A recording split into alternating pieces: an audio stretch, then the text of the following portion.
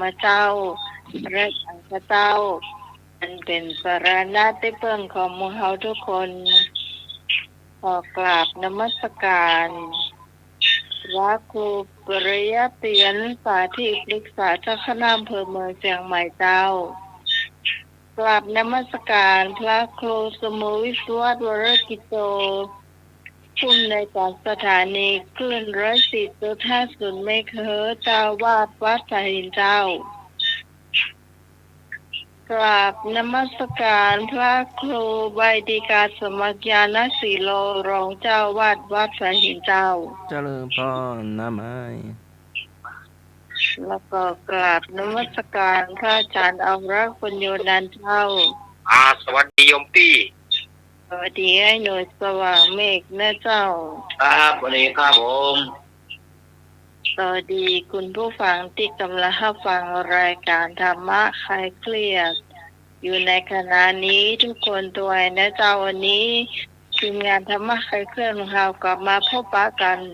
กับคุณผู้ฟังเหมือนเช่นเคยเจ้าทุกวันเสาร์แล้วก็วันอาทิตย์3 ทุ่มเป็นต้นไปนะเจ้าวันนี้เป็นวันเสาร์ที่3เดือนสิงหาคมนะเจ้าเป็นเสาร์แรกของเดือนนี้เลยนะเจ้าเนาะก็วันนี้ทีมงานธรรมะคลายเครียดของเรากับจะมีเพลงให้เลือกอยู่2 เพลงด้วยกันวันนี้เรามาฟังเพลงเก่าๆคุณผู้ฟังที่เกิดปีสัก05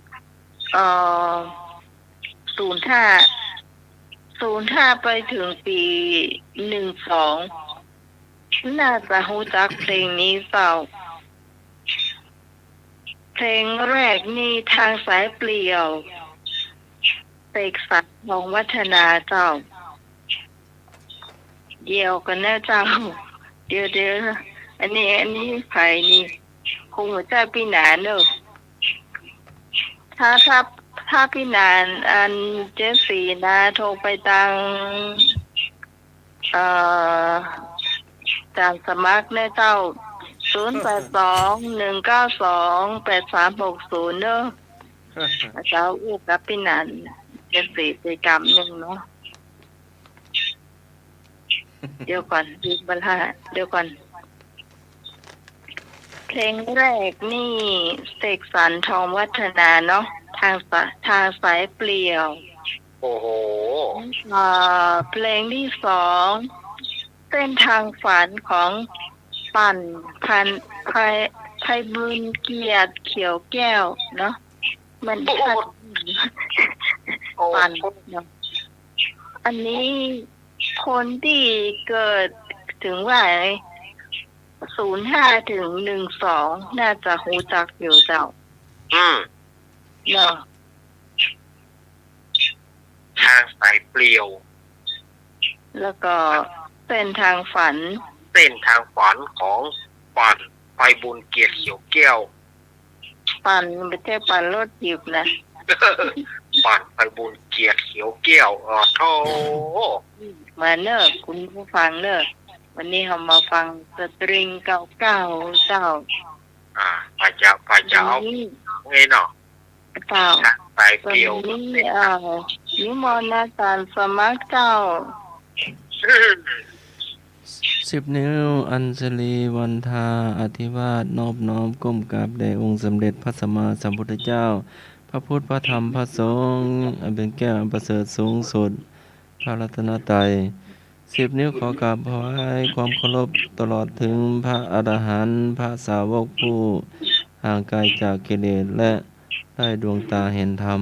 10 นิ้วขอกราบถวายความเคารพครูบาอาจารย์พระมหาเถรานุเถระทุกตน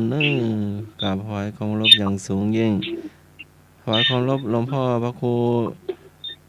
สมุวิศวัตหลวงพ่อเจ้าวาดวัดฝ่ายหินที่เมตตาอย่างสูงแล้วก็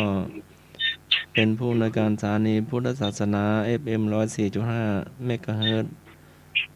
ที่เมตตาอย่างสูงยิ่งแล้วก็ครูบาอาจารย์ทุกท่านอันมีอาจารย์เอารักครับผมครับผมนมัสการครับผมเจริญพรโยมพิสมัยหัวหน้าธรรมะคลายเครียดเจ ารนมัสการเจ้า เจ้าลุงหน่วยตัวนึง ครับผมมัสการครับ เจ้าแล้วก็เจริญพรท่านผู้ฟังทางบ้านเนอทุกท่านเนอทั้งเอ่ยนามก็ดีบ่ได้เอ่ยนามก็ดีขอเจริญพร ขอกราบนอบน้อมอย่างคุณพระศรีตาไรรัตนาปานแก้วพระเกี่ยวเจ้าทั้งสามประการหมายมีพระพุทธพระธรรมพระสงฆ์อันเป็นสารณะที่เปิ่งของหมู่เฮาทั้งหลายขอกราบไหว้สาบุญญาปารมีธรรมท่านอาจารย์ท่านพระครูสมุวิสุวัฒน์ประกิจโยผู้อำนวยการสถานีวิทยุคลื่นพระพุทธศาสนาการศึกษาและวัฒนธรรม 104.50 ท่านเจ้าวาดวัดไผ่หินพร้อมไปด้วยพระสงฆ์องค์เนนทุกรูปทุกองค์ด้วยความเคารพอย่างสูงสุดยิ่งครับผมขอกราบนมัสการท่านอาจารย์ท่านพระครูกราบสมัครญาณสีโลด้วยความเคารพครับผม ครับผม แล้วก็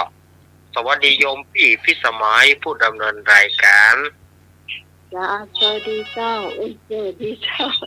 นมัสการเจ้า แล้วก็สวัสดีลุงหนุ่ยเดนเนอร์ ครับผมมัสการครับอาจารย์ครับ เนาะหายไปสองอาทิตย์เนาะลุงหนุ่ยเนาะ ครับ อาทิตย์เดียว ขอเจริญพรคณะสัตยาติโยมศรัทธาสาธุชนคนดีเฮาทุกท่านวันนี้ก็ปะกันแล้วเนอะเสาร์แรกของเดือนสิงหา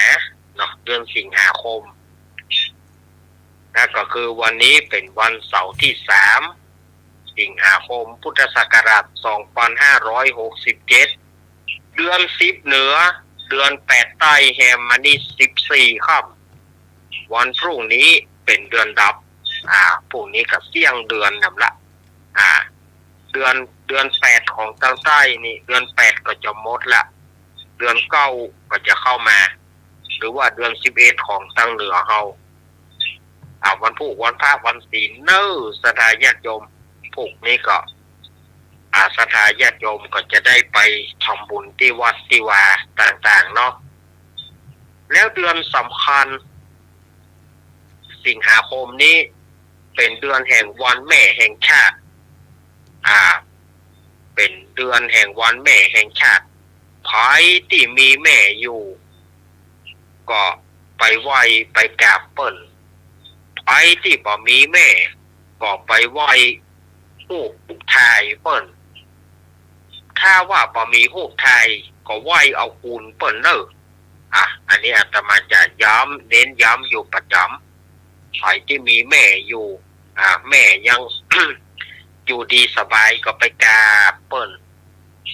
ฝ่ายที่แม่บ่มีก็ไปไหว้รูปถ่ายกราบรูปถ่าย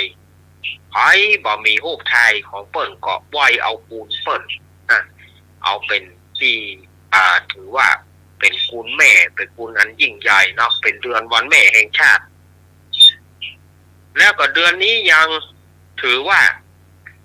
เป็นเดือนแห่งความสูญเสียเฮาสูญเสียราชาลูกทุ่งพ่อครูสุรพลสมบัติเจริญกับราชาเพลงร็อกแอนด์โรลเอ็นวิทเฮดลี่เนาะเอ็นวิทกับพ่อครูสุรพลเนี่ย2ราชานี่ซ้ำมาเสียชีวิตวันเดียวกันคืนวันที่16สิงหาคมบ่าย17เนาะ16บ่าย17ระหว่างราชา2ราชาลูกทุ่งกับร็อกแอนด์โรลโดโหเปียวปูนเกินนะเอาละต่อไป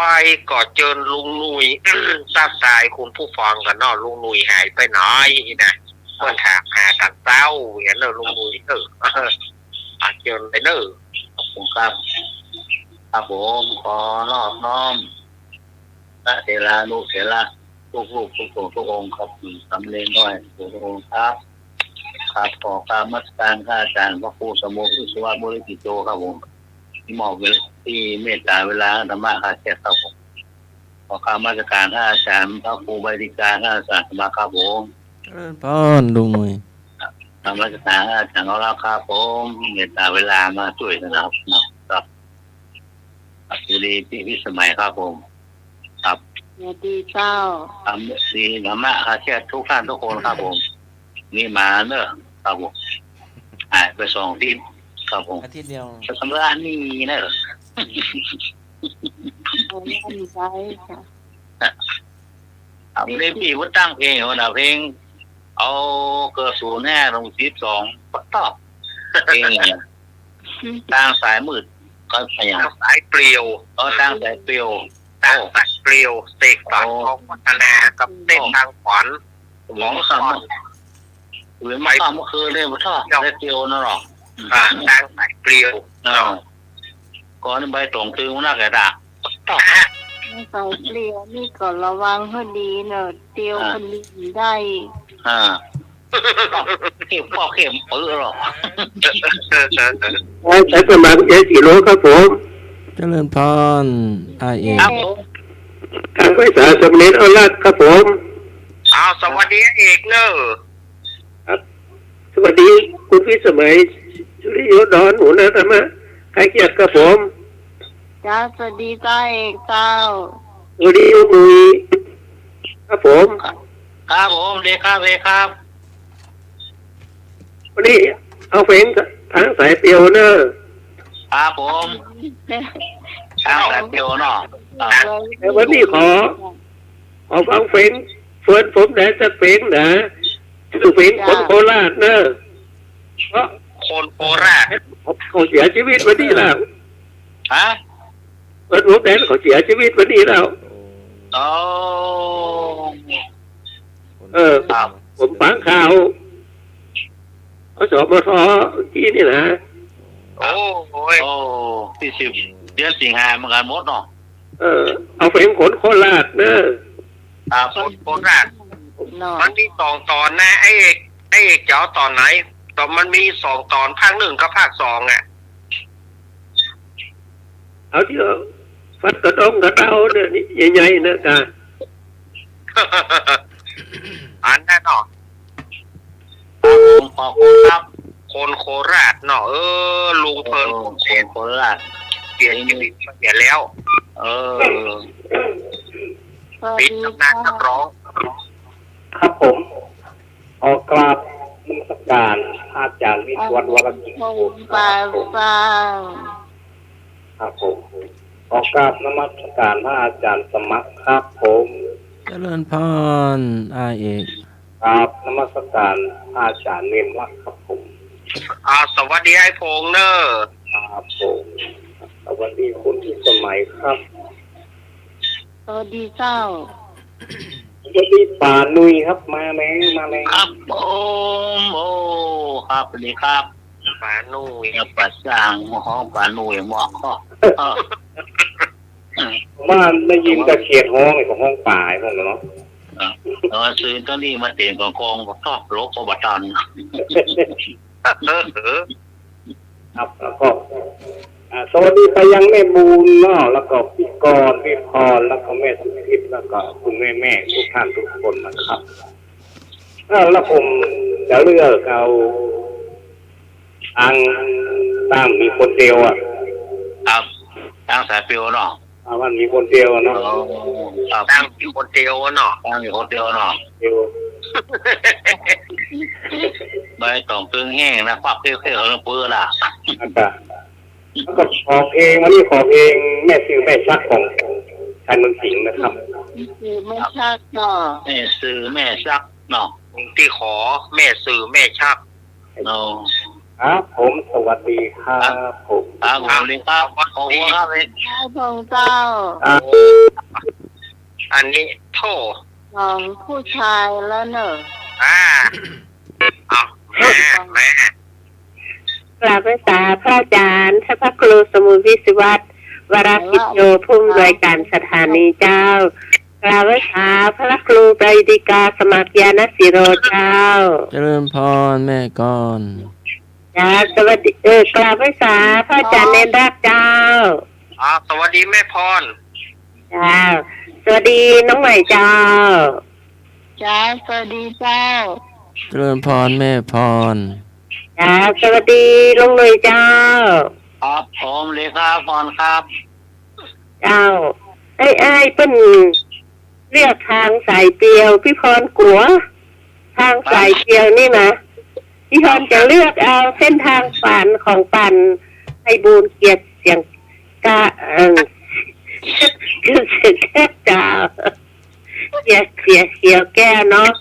เจ้าเส้นทางฝันดีกว่าเจ้า เอาละ สวัสดีพงษ์สวัสดีแม่บุญ มาหนึ่ง ดีก่อนสวัสดีแม่สุพิษสวัสดีแม่จื้นเจ้ายายจื้นเนอะจ้าสวัสดีธรรมะคลายเครียดทุกท่านนะเจ้า หนุ่มเวลาพี่หวานเปิดดีดอ โอ้ ก ก็สวัสดีแม่จะท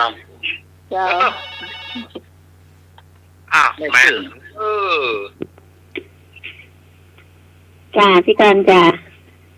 จ้าน มัสการพระครูใบดิมา พระครูใบดีกาสมัญญาณศิโลค่ะ เจริญพรพี่ก่อน อาจจะเอาเป็นแม่ยังไม่ได้ สงสัยไม่ได้กินน้ำค่ะ เจ้า ฮะ ใหญ่ มาตรการจาในรักค่ะ สวัสดีแม่ก่อน สวัสดีน้องใหม่จ้า ครับ จ้า ผม จ้า สวัสดีหนูจ้า ครับเลขาผม สวัสดีพงษ์ตัวหน้าเอกจ้าน้องพรจ้าสวัสดีแม่บุญในเนอร์แม่นวลแม่มนแม่สุพีเตจ้าพี่กรณ์ก็เลือกเหมือนอันน้องพรเลือกก็ไปเดินคนเดียวตึ้งแป๊บก็ปี อ้าวเส้นทางฝัน จ้า อ้าว เมื่อก่อนเอาเส้นทางฝันจ้ะไม่เคยได้ยินนะจะว่าอันนี้ ไม่เคยได้ยินทั้งสองเพลงแต่ก็อยากฟังอยู่จ้ะ โอ้ คุณน้องใหม่แน่ที่เอาเพลงไม่เคยได้ยินเอามาเลือก ขอบคุณจ้ะสวัสดีธรรมะไทยเคลียร์ทุกท่านพี่กรณ์จากกรกำมลจ้า ครับผม ต่อส ถ้า อง ได้ยินก็ลองฟังดูนะคะเนาะ ฟังเพลงโคนโคราชเด้อ เสกสรรกับปันดอก เอกสารทองวัฒนา เสกสรรของวัฒนา ก็เมินขนาดนี้ เจ้า สวัสดีค่ะหมายนักฝนเองค่ะ ค่ะ นมัสการค่ะท่านสองนะคะ เจริญพร เจริญพร สวัสดีค่ะท่านที่นี่ละค่ะ ก่อนไหม ไม่ละ หลุดไปละ น่าจะเป็นน้ำฝนเลือกเพลงอะไรเอ่ย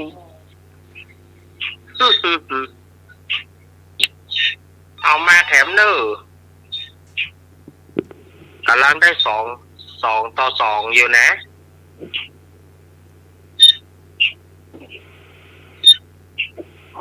053226058มาเนอร์สถาญาติโยมเนอร์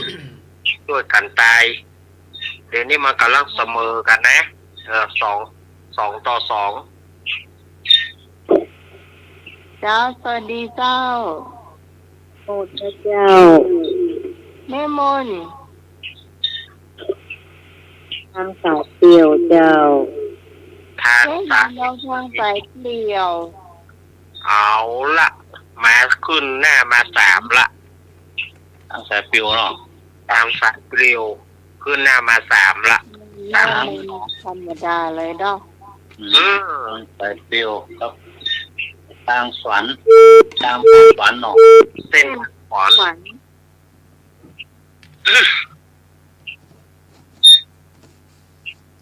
มาแถม32 พี่ตองมาเลยพี่ตองต้องหูจักเจ้า เนี่ยแม่หลวงปลาบงมา เดี๋ยวกันเด้อ แม่หลวงปลาบง พี่สาวต้นเตาต้องรู้จักแน่เลย น่าซ้ำเก่งอ่ะโอ้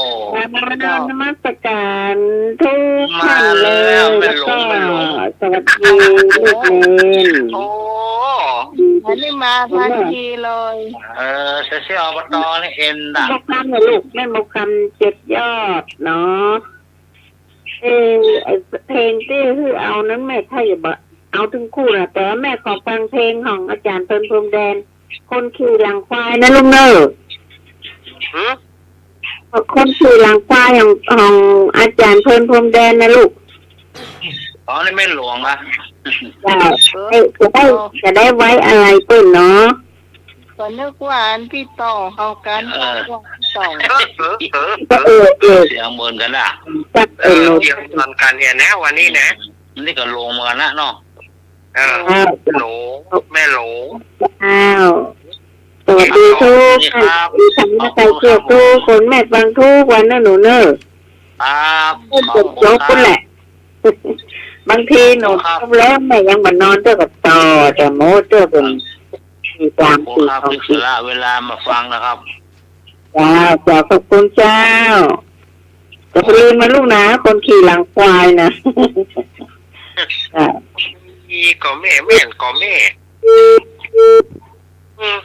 ของเพลินนี่มันปัจจัยนะแม่นะคือ ต้นขี่หลังควายนี่เหรอ คน ลูก เอ ค อน ก็ลูกคนวัดเจริญกัน คนที่หลังควายแต่ของเพลินนี่รู้สึกจะบอกหมีก้าแม่บอกว่าเนอะลองอาจารย์เขาลองขอเมตตาทอมอาจารย์กันเนอะ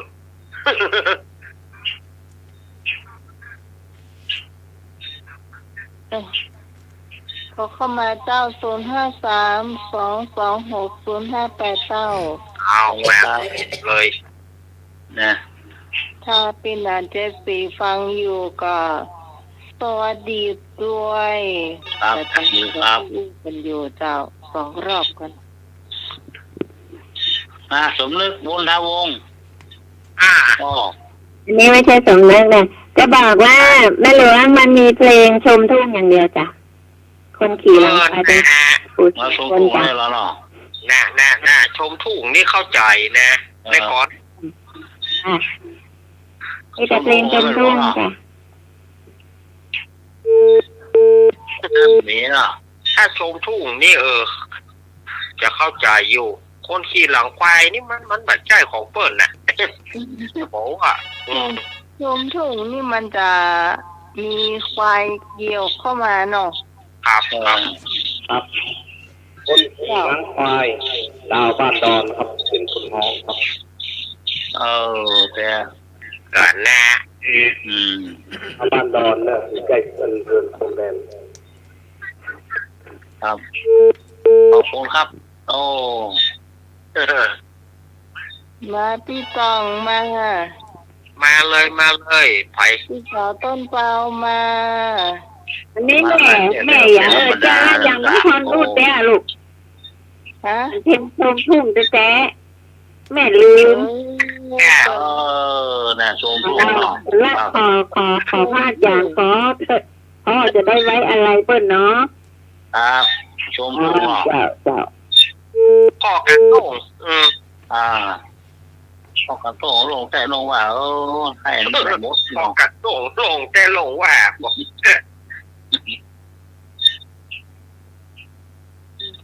ขอควายขี้เกียจมาเรื่องบวกแกว่งไปแกว่งมาแอว เอามีเห็มก็แห่มี อยู่เจ้า มาแล้วบ่เหลงบ่เหลง เจ้า พี่จ้ะอันนี้แม่นเลย นี่แต่เนาะ มันมีเพลงอย่างของก็ที่ส่งกันลังมาเปิดมาเดียวเนี่ย ทางสายเปรียวกับเดินทางฝัน เสกสรรทองวัฒนาแล้วก็เส้นทางฝันของไพบูลย์เกียรติเขียวแก้ว ปันเนาะแล้วก็อันนั้นเนาะ เจ้า ฝันกับเสกสรร แล้วก็เสกสรรเอาเสกสรรทางสายเปลี่ยว เอาละ หวานคนก็แข่งอะ เอา เดี๋ยว ละ เมื่อคืนบอกกว่าอะ หนอ เขาจะไปออกประเด็นนี้เขาจะออกไปที่ไหนมาได้แล้ว มืดแล้วหนอ มันมืดจะตกเสียงแล้วอ่ะมันเรียนเซียวแต่มันนี้ยังโจรหันโจร เออ จ้า ยังหูกันอยู่นะคะ เคยหอก หูอยู่นะคะ หูกันอยู่เนาะ มึงเลือกเพลงจะดีล่ะทางสายฟิวล่ะ ทั้งที่รู้ อ้าว ครับผมขอบคุณครับ เรื่อง เจ้าสวัสดีแฟนๆธรรมะคลายเครียดทุกๆคนนะเจ้า ครับ ยังบรรลืมให้ทุกคนนะเจ้า เปลี่ยนห้องเนอะนะบุญนะ เจ้า มันนอนเพื่อนนะเนาะ เจ้า มาอยู่เป็นเพื่อนกันก่อน ต้นเปาอย่าเพลงอย่างครับ โอ้แห่ละเด้อแห่ เรื่อง เกี่ยวนี่นะครับ ทางสายเกี่ยวแห่ละ โอ้นำอยู่เนาะ นำอยู่ ต้นเปาอย่าเพลงอย่าง แม่หลวงแม่หลวงเจ็ดยอดแกเอากู้อ่ะจะเอาเพลงกู้ก็5 ต่อ 5นั่นนะ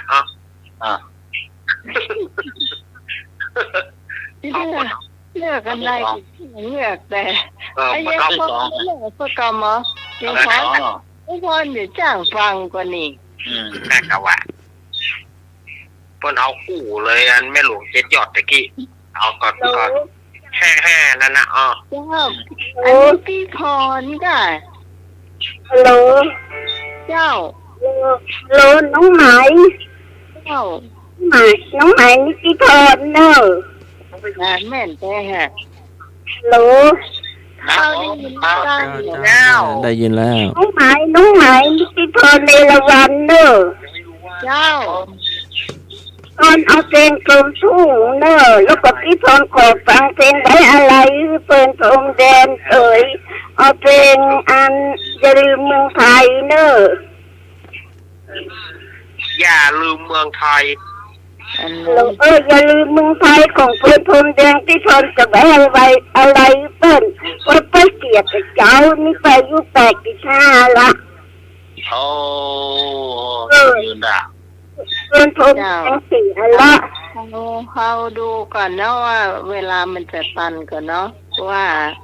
วันนี้มีคนขอเพลงตั้งหลายคนละเนาะ ครับ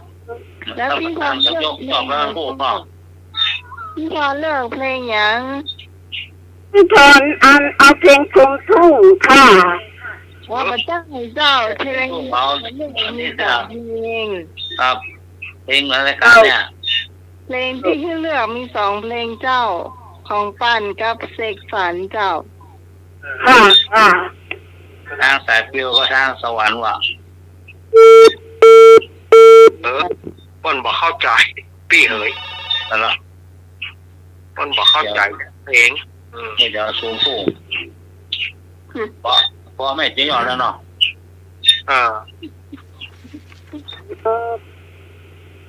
เจ้า สวัสดี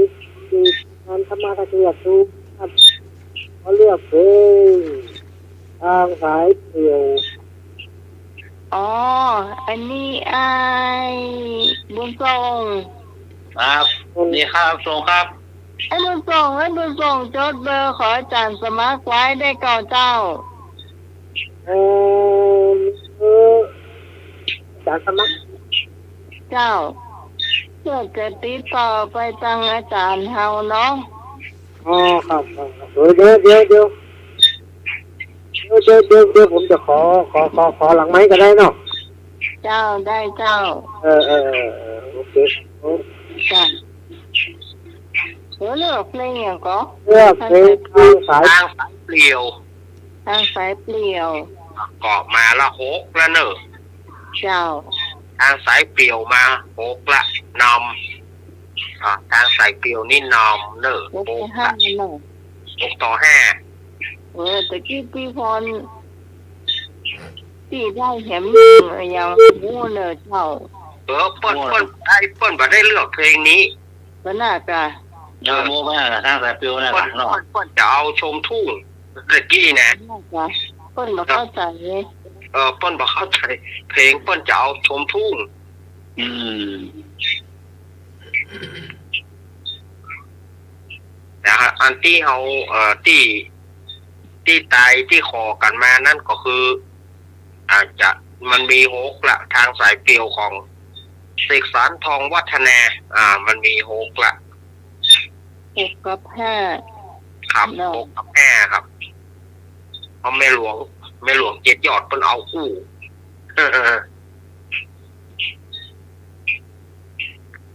อ๋อเฮ้ยหน่วยตัดสินเอาเพลงไหน ทางสายฟิว ถ้าใส่เปลี่ยว ทางสายเปลียวเจ็ด มา เอา 7เจ้าถ้า เอก ใส่ ชา เป น ลี่ยว7ต่อ5เนาะ 7-5เอกชานละ โอเค เอ๋ ถ้าใส่เปลี่ยวแล้วก็ต่อด้วยเส้น เส้น ทาง ทางขวานครับ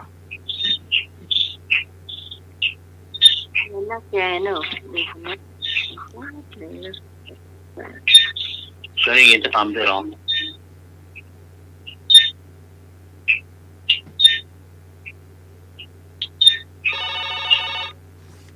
โอ้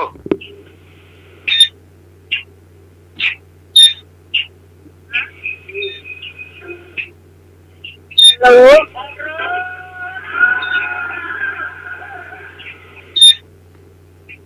ฮัลโหล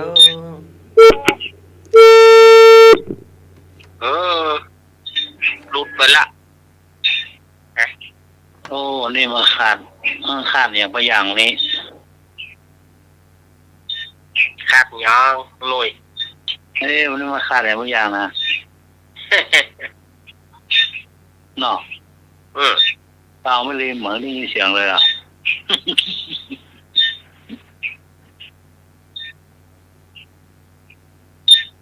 น่ะไอ้เบาไม่ลืมอ่ะ อ๋อวันนี้นะอืม โอ้โห ฮัลโหลฮัลโหล อ้าวว่ามาเลย ตะกี้ที่พรขอโทษตะกี้พรบอกว่าเปิ้นอ่านสายปัญหาเพลงอย่างเอาอ่านทางสายเปรี้ยวก็ได้ค่ะ แล้วก็ ครับ สายเกลียว ฟังเพลงเอาของเปิ้นคุณแดนเลยค่ะ ครับ ทางสายเกลียวนี่มี8 ไทยเนอร์ ครับผมขอบคุณครับ เจ้า ครับขอบคุณครับผม โอ้8แล้ว8-5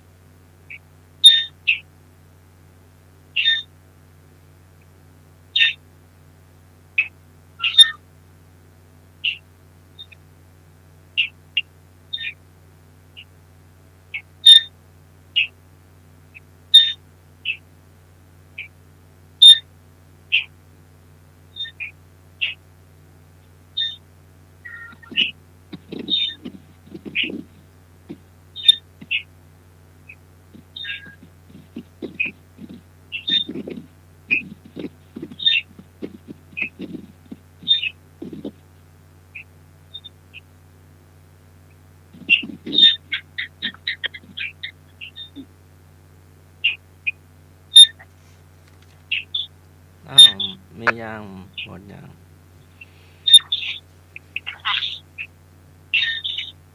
เริ่มเลยเนาะ ครับ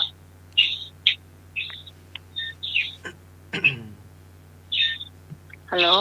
เจ้า ได้แล้วมัวที่สายไอ้ายบุษงอยู่ เจ้า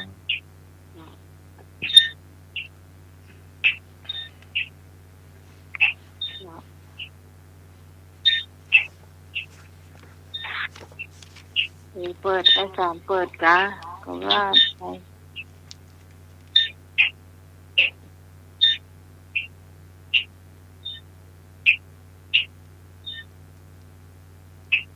คุณผู้ฟังกำลังรับฟังรายการธรรมะคลายเครียดประจำวันเสาร์ที่3 เดือนสิงหาคมอยู่ในเจ้ารายการนี้จะมีทุกวันเสาร์และวันอาทิตย์3 ทุ่มถึงเที่ยงคืนเจ้า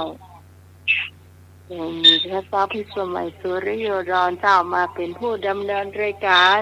ในช่วงนี้เจ้า